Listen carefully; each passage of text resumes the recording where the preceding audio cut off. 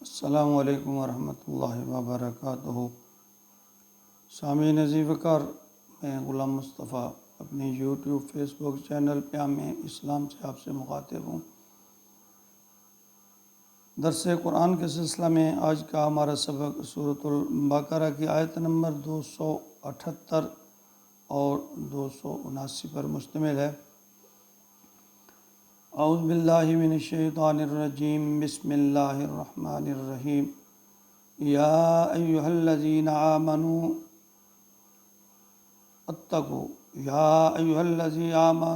اللہ وذروا ما بقی من الربا ان کنتم مؤمنین فإن لم تفعلوا فأذنوا بحرب من اللہ ورسولہ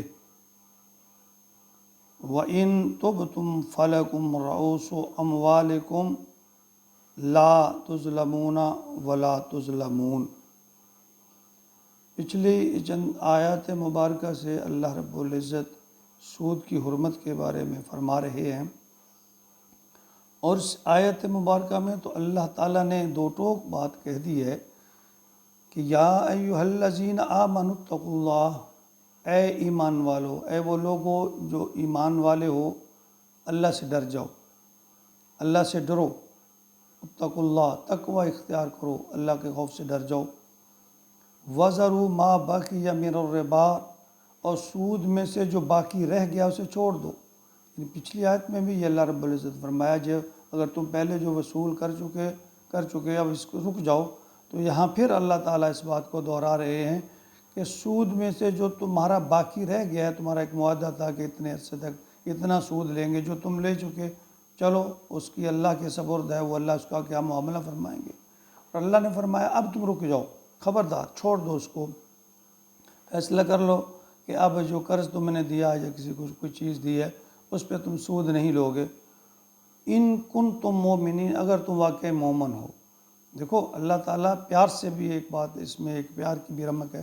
اللہ فرماتے ہیں اے وہ لوگو ایمان والو۔ دیکھو یہاں اللہ نے پہلے ایمان سے خارج نہیں فرمایا سود، جو سودی لوگ تو ان کو کہا ہے دیکھو تم ایمان والے ہو، غلطی کر رہے ہو کہ تم جو سودی کاروبار کر رکھا ہے، اللہ فرماتے ہیں اس کو بس کر جاؤ، باز آ جاؤ، رک جاؤ اس سے۔ ان کنتم مومنین، اگر تم واقعی میرے اوپر ایمان رکھتے ہو، ایمان والے ہو، تو تم اس بات کو چھوڑ دو۔ دیکھو کتنے پیاری بڑی بات ہے کہ جب ہم کسی دوست کو کہتے ہیں یار اگر تو میرا دوست ہے تو یہ کام نہ کر، یا یہ میرا دوست ہے تو یار یہ کام کر، تو یہ کوئی ایک محبت کا ایک انداز ہوا کرتا ہے۔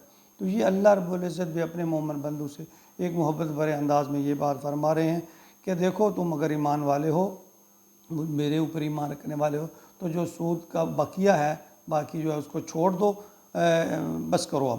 فَإِن لَمْ تَفْعَلُوا، اور ساتھ ہی اگر اللہ تعالیٰ نے پھر تھوڑا سی نا اس رسی کو کھینچا ہے، فَإِن لَمْ تَفْعَلُوا، تم اگر ایسا نہیں کرو گے، فَأَذَنُوا بِحَرْبٍ مِّنَ اللَّهِ وَرَسُولِهِ۔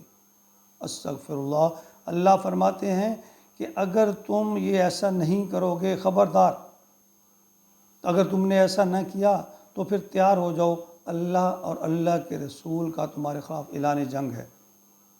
استغفر اللہ، کون ہے جو اللہ اور اللہ کے رسول کا مقابلہ کر سکے جنگ میں یا کسی اور چیز میں؟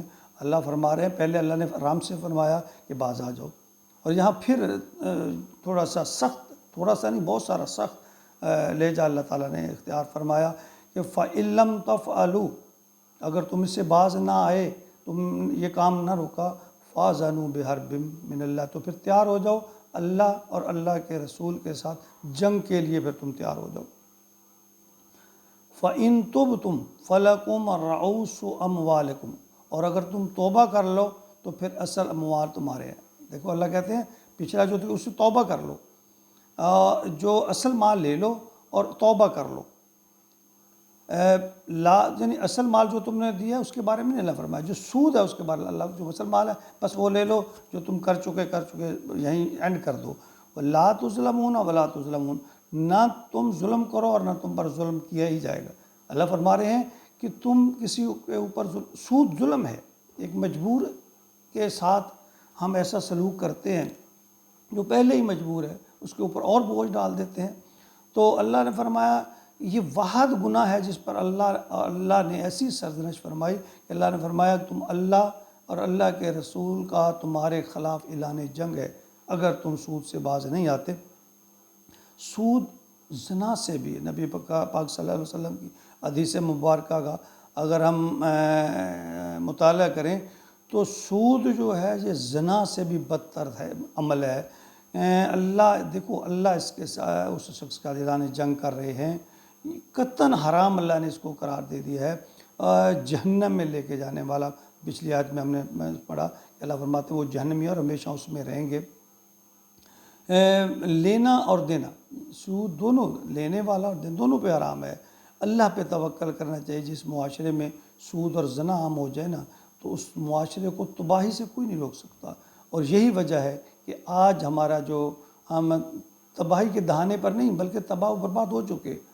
تو اس کی ایک بہت بڑی وجہ سودی کاروبار ہے اور زنا کا عام ہو جانا ہے۔ اللہ رب العزت ہمیں دونوں برائی سے بچائے۔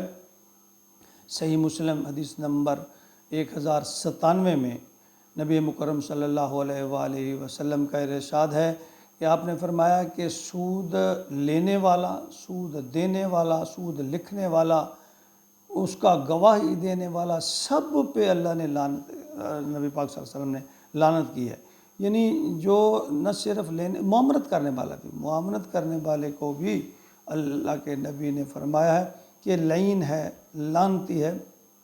اسی طرح سنن ابن ماجہ ہے حدیث نمبر 2273، اس میں نبی پاک صلی اللہ علیہ وآلہ وسلم کا فرمان ہے کہ شب معراج میں، یعنی معراج کے دن میرا گزر جو ہے کہ قوم پر ہوا کہ جن کے پیٹ بڑے بڑے مٹکوں کی مانند تھے اور پیٹ کے اندر سانپ بچھو جو ہے وہ واضح نظر آ رہے تھے، دکھائی دے رہے تھے۔